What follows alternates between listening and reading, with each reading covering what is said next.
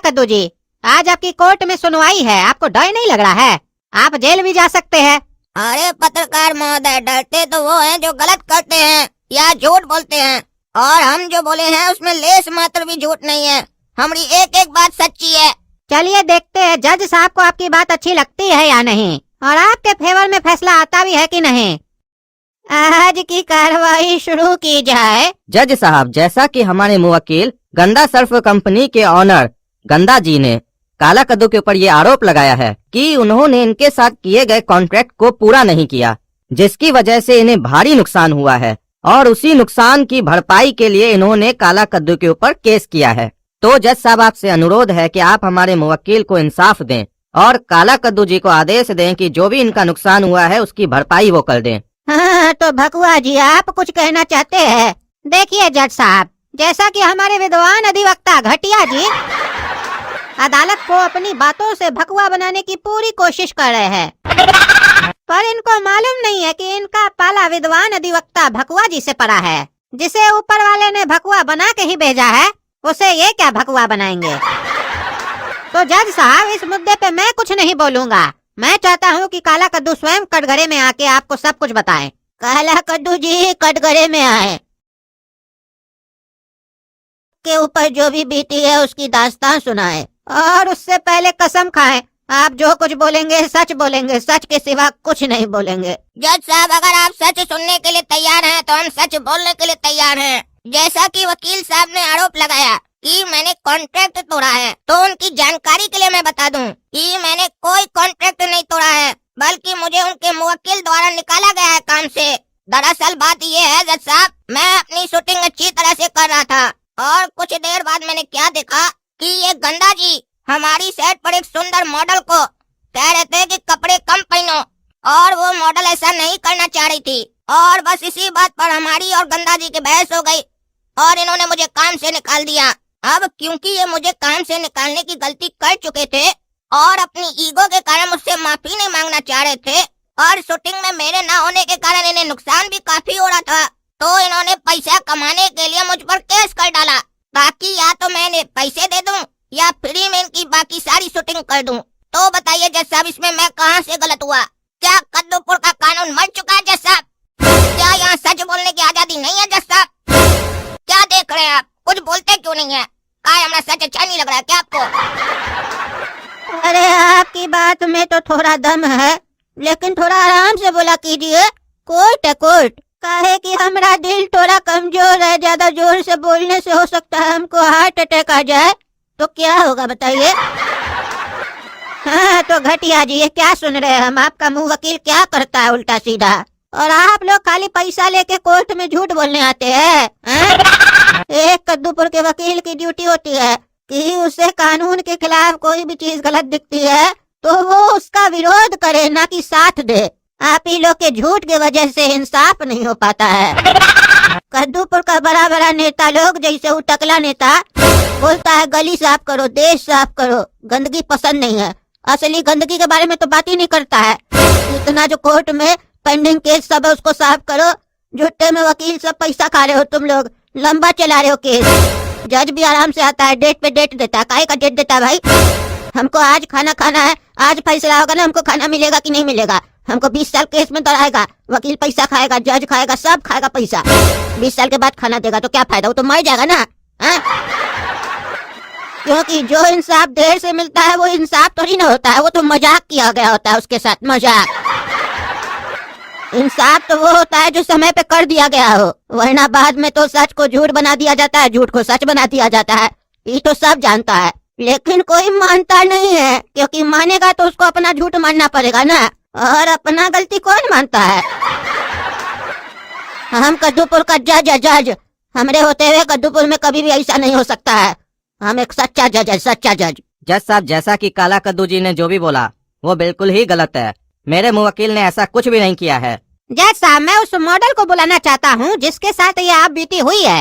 अब वही आके आपको सारा सच बता सकती है कि दूध में से मलाई हटाने के लिए उसे विवश किया गया था कि नहीं। अरे ऐसा तो केस में कहीं नहीं लिखा हुआ है कि दूध से मलाई हटाने के लिए विवश किया गया था लड़की को। ये क्या बोल रहे हैं आप? आपका नाम ही भकुआ है कि आप सच में भकुआ है? अरे जज साहब आप समझे नहीं, लड़की जो है ना वो दूध के तरह गोरी है। हाँ तो कपड़ा उसका मलाई है क्या? हाँ जज साहब अब सही पकड़े आप, इसीलिए हम बोले दूध से मलाई हटाने के लिए विवश किया गया था उसको। हम अश्लील शब्द का कोर्ट रूम में प्रयोग नहीं करना चाहते हैं। हाँ बड़ा अच्छा विचार है आपका बकुआ जी। हाँ क्या करे जज साहब, पिताजी जबरदस्ती दे के गए हैं। प्रॉपर्टी दे के गए होते तो हम भी आपके जगह होते, हमको विचार दे के गए तभी यहाँ पे बैठे हम। अरे तो आपका क्या कहने का मतलब है? हाँ कि हमको अपना माँ बाप से प्रॉपर्टी मिला है तब हम यहाँ पे है, हमारा अपना विचार नहीं है और हमारा माँ बाप हमको विचार दे के भी नहीं गया है। अरे जज साहब आप गलत नहीं समझिए, हम ये नहीं बोले कि आप हमारे जगह होते, हम तो बस ये बोले कि हम भी आपके जगह होते। अरे तो हम कहाँ होते? अरे जज साहब आप हमारा सीनियर होते, मतलब हम हाई कोर्ट में होते। हाँ जज साहब अगर आप जिंदा होते तो हाई कोर्ट में ही होते। अरे तो हम जिंदा तो है ही ना। हाँ अभी तो सांस चल रहा है, बाकी कोई गारंटी नहीं है। अरे जज साहब आपको भकुआजी मुद्दा से भटका रहे हैं। अरे तो आप बीच में काहे जबान चला रहे हैं? अरे अरे क्या हो रहा है जज साहब आपको? अरे उस सांस में सांस चढ़ गया था हमारा। धीरे बोलिए नहीं तो हार्ट अटैक हो जाएगा हमको, हमारा हार्ट ना बहुत कमजोर है। चलिए अब ज्यादा मत बोलिए, उस मॉडल को कटघरे में बुलाइए। चलिए अब जज साहब को आप बताइए आपके साथ क्या हुआ। जज साहब काला कद्दू सच बोल रहा है। कंपनी के ओनर मुझे छोटे कपड़े पहनने के लिए फोर्स कर रहे थे और मैं छोटे कपड़े नहीं पहनना चाहती थी। तभी काला कद्दू ने मेरा साथ दिया और ओनर ने इसे और मुझे दोनों को काम से निकाल दिया। ये ओनर बहुत ही गलत आदमी है। हाँ, तो अब क्या कहना चाहेंगे घटिया वकील जी? आपका मुंह वकील क्या क्या करता है सब कारनामा हमको पता चल रहा है। जैसे आप घटिया है वैसे आपका क्लाइंट भी घटिया लग रहा है हमको। अभी नहीं सब घटिया हरकत भी कर रहा है। अरे जज साहब फिल्मों में ये सारी चीजें चलती है, ये मामूली चीज है। ओह आपके अनुसार कोई अगर किसी को फोर्स करता है कि छोटा कपड़ा पहनो तो ये मामूली चीज है, और अगर आपके घर वाले के साथ ऐसा होता तब भी आप ऐसे ही बोलते?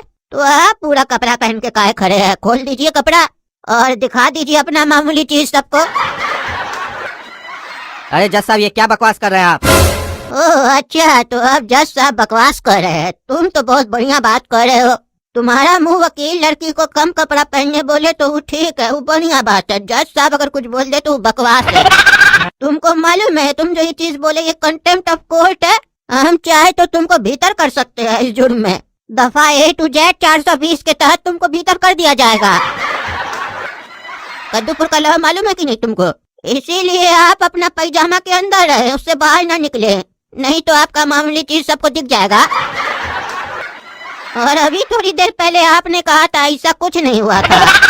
काला कद्दू जो कह रहा है वो झूठ बोल रहा है, और अभी इस लड़की की गवाही देने के बाद आप कह रहे हैं ये सब तो मामूली चीज है। कितना पैसा लिए आप झूठ बोलने के लिए? अरे जज साहब आपको तो मालूम ही है ये घटिया वकील है, तो इसका क्लाइंट क्या शरीफ रहेगा? दोनों घटिया कार्टून मिलकर कोर्ट को गुमराह करने का कोशिश कर रहा है, और इन दोनों का हिम्मत इतना बढ़ गया है कि आपके सामने झूठ बोल रहा है। हमरा मानिए तो इसके क्लाइंट का लाइसेंस कैंसिल कर दीजिए, ताकि ये भविष्य में कोई भी शूटिंग न कर सके और फिर किसी लड़की को ये विवश न कर सके, और ऐसे घटिया वकील को कोर्ट से बैन कर दिया जाए। हाँ अब आप चुप हो जाएं, तभी तो हम कुछ बोल पाए। बहुत बोलते हैं आप। हाँ जी आ जाएंगे, चिंता मत करो। अभी कोर्ट में सुनवाई सुन रहे हैं, धीरज रखो, ये जजवा अभी फैसला सुनाने वाला है। अरे टकला नेताजी, आप लोगों को कानून बनाने आता है कि पालन भी करने आता है? कोर्ट में फोन पे बात कर रहे हैं, फोन ऑन रखे हैं और चिल्ला चिल्ला के जज के सामने बात कर रहे हैं, और जज को जजवा बोल रहे हैं। आपको पता है ये कंटेम्प्ट ऑफ कोर्ट है। हाँ सॉरी जज साहब, अब हमारा गलती के लिए तो हम माफी मांग लिए, अब आप अपना गलती के लिए हमसे माफी मांगिए। तो अब आप चाहते हैं हम आपसे माफी मांगे? हाँ गलती की है तो मांगिएगा नहीं।